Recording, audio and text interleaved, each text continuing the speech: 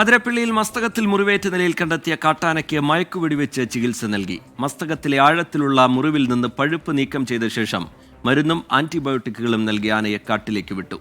ആനയ്ക്ക് തുടർ നിരീക്ഷണം ഏർപ്പെടുത്തിയിട്ടുണ്ടെന്ന് വനംവകുപ്പ് അറിയിച്ചു. 1.5 ദിവസം മുൻപേ ദൗത്യത്തിനിടെ കാട്ടിലേക്ക് ഉൾവലിഞ്ഞ ആനയെക്കുറിച്ച് വിവരങ്ങൾ ഉണ്ടായിരുന്നില്ല. രാവിലെ 6:30 ആനയുടെ നിർണായക ദൃശ്യങ്ങൾ 24 ക്യാമറ കണ്ണിൽ പതിഞ്ഞു. 6:50 മുറിവേറ്റ ആന തന്നെയാണെന്ന് 24 സംഘം സ്ഥിരീകരിച്ചു. പിന്നാലെ വിവരം വനംവകുപ്പിന് കൈമാറി.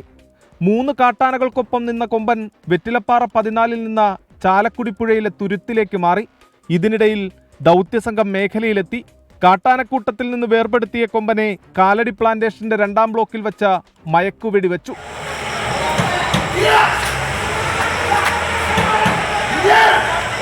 രണ്ടു തവണ വെടിയേറ്റ കൊമ്പൻ അരമണിക്കൂറിനുള്ളിൽ മയങ്ങി.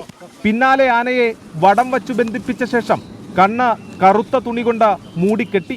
ഏണിയിൽ കയറി നിന്ന ഡോക്ടർ അരുൺ സക്രിയയുടെ നേതൃത്വത്തിൽ ആനയ്ക്ക് ചികിത്സ നൽകി.